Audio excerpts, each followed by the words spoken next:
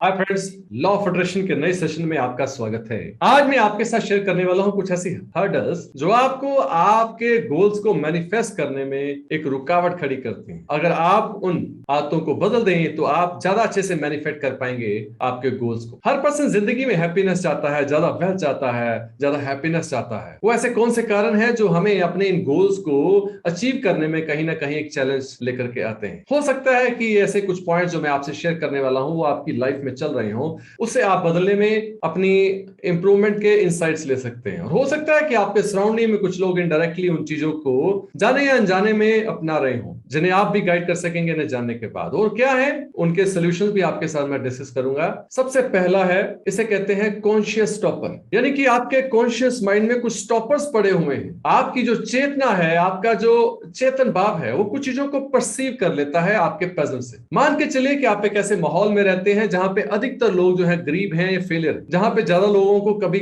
सफलता नहीं मिली, तो वो उन लोगों में जब भी कोई बात करेगा तो वो हमेशा इस तरह से बात करेगा कि बहुत मुश्किल है यार, इतनी मेहनत करने के बाद भी कुछ हासिल नहीं होता। तो आपके अंदर वो जो विचार अंदर जा रहे हैं कि हाँ, पैसा कमाना डिफिकल्ट है, प्रोग्रेस लाना डिफिकल्ट है, आपके अंदर एक मैसेज हमेशा एक चला जाएगा, क्योंकि आपने अधिकतर लोगों को फेलियर देखा है। तो आपके माइंड में भी ये मैसेज चला जाएगा कि ये बहुत मुश्किल है। क्योंकि जब आप चारों तरफ वो चीजें देखते हैं और उनको आप अपनी लाइफ में एज इट इज एक परसेप्शन डेवलप कर लेते हैं कि अधिकतर लोगों की अगर लाइफ अच्छी नहीं हो रही, तो आप भी वो परसेप्शन को कैरी करना शुरू कर देते हैं, चाहे या अनचाहे। अनचाहे आपकी ये परसेप्शन आपको आपके गोल तक पहुंचाने में एक रुकावट का रूप लेकर, क्योंकि ये कॉन्शियसली हमारे पैटर्न को डेवलप करता है। पहला, हमेशा ध्यान रखें, जो आपके चारों तरफ आपकी आंखें देख रही हैं, जरूरी नहीं कि वो सच, वो एक डिस्टॉर्टेड इफेक्ट भी हो सकता है, किसी एक पर्सन का पैटर्न हो सकता है। जरूरी नहीं कि वो पैटर्न को आप चूज करें, आप उस पैटर्न से बचें। दूसरा, आपका जो अनकॉन्शियस जो है स्टॉपर, जब हम बचपन में थे,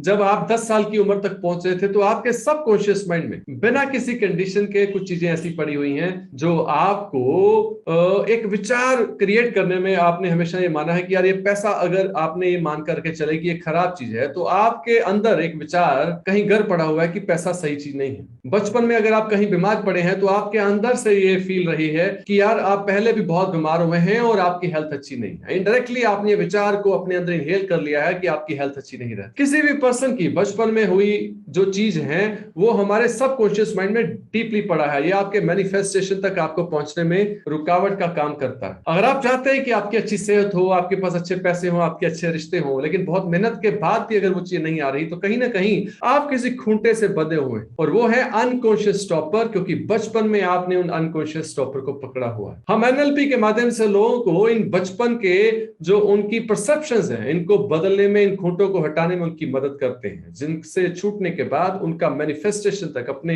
पॉजिटिव लाइफ तक जो पहुंचने की जो स्पीड है वो फास्ट हो जाती है। जो थर्ड चीज है वो इस फील्ड के लिए, वो इस सिचुएशन में जो आप जब वर्क करते हैं, काफी लोगों से जब मैंने बात करने के बाद, उसको सिखाने के बाद, उनको एड्रेस करने के बाद, मैंने एक चीज जो वहां से सीखी, जो मैं आपके लिए एक वो शब्द लेकर के आया हूं, जो वो तीसरा सबसे इंपॉर्टेंट बाधक है जो आपकी लाइफ में आता है, वो है lacking of alert consciousness. Lacking of alert consciousness. दोस्तों, कॉन्शियसनेस और अनकॉन्शियसनेस में एक दीवार खड़ी होती है। आम आदमी इस दीवार को नहीं तोड़ना चाहता, उसके जो अनकॉन्शियस में जो प्रॉब्लम्स पड़ी होती हैं उसे वो कॉन्शियसली नहीं जानना चाहता। इस दीवार को फाड़ने के प्रोसेस को ही अलर्ट कॉन्शियसनेस कहते हैं। आप एक ऐसी कॉन्शियसनेस में है, आप एक ऐसी चेतना में है कि आप अपने चेतन से अवचेतन तक अगर पहुंच जाएं और उस अवचेतन में जो पड़ा है उसे चेतन भाव के साथ अगर रिसीव कर लें, उसे समझ लें, तो आप सोल्यूशन तक पहुंच सकते हैं। अगर आप दो घरों के बीच में एक दीवार जो खड़ी है उसको तोड़ना जान लें, तो आप इसके सोल्यूशन तक पहुंच सकते हैं। जितने भी प्रोग्रेसिव लोग होते हैं वो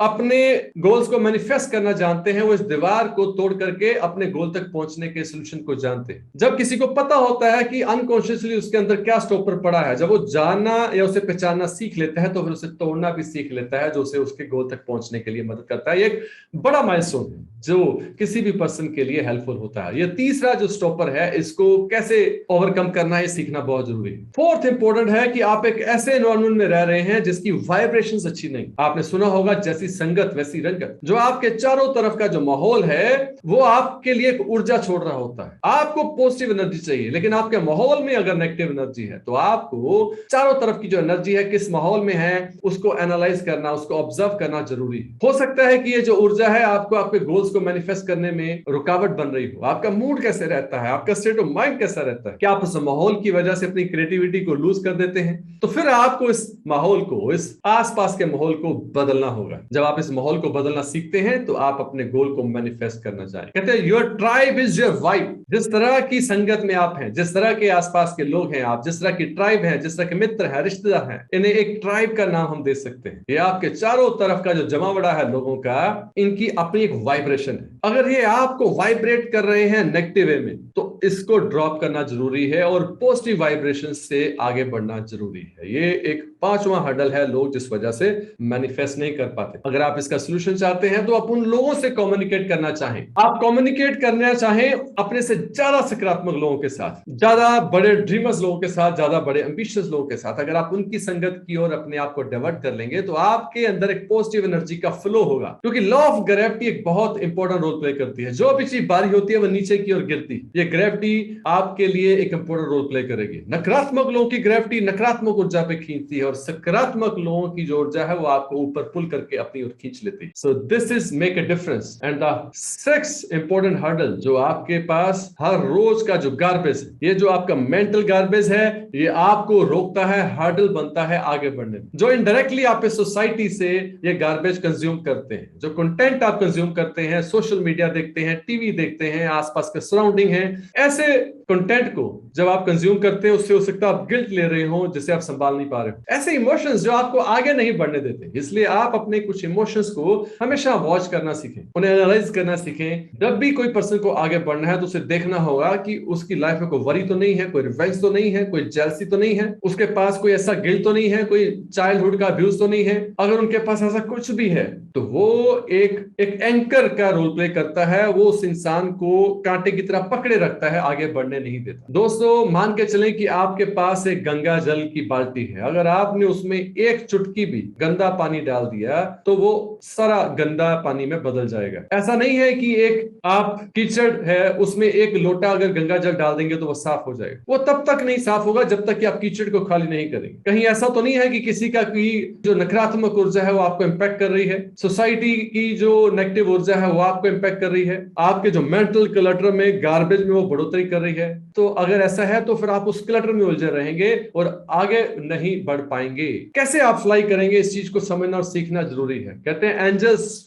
fly because they keep themselves always light। जितना आप अपने आप को हल्का रखेंगे मानसिक रूप पर, भावनात्मक रूप पर, उतना ही आप आगे बढ़ पाएंगे, उतना ही आप फ्लाई कर पाएंगे, उतना ही आपको आगे बढ़ने में मदद मिलेगी। इसलिए जरूरी है कि अपने माइंड से उस क्लटर को फ्री कर दें। जो भी मैंने आपके साथ आज पॉइंट शेयर किए हैं इनको प्रैक्टिकली अपनी लाइफ में इंप्लीमेंट कीजिए। हो सकता है कि इनको इंप्लीमेंट करने में आपको किसी कोच की जरूरत पड़े, किसी मेंटोर की जरूरत पड़े, किसी लाइफ कोच की जरूरत पड़े। तो एनालाइज कीजिए कि कौन ऐसा व्यक्ति है जो आपकी लाइफ में इस रोल को प्ले कर सकता है और आपको आगे बढ़ने में मदद कर सकते हैं। Law of attraction for your health, wealth, happiness, it works but only for those who help themselves, जो अपने आप को मदद करते हैं उन चीजों के बदलाव के साथ। I am here to guide you, help you, to mentor you.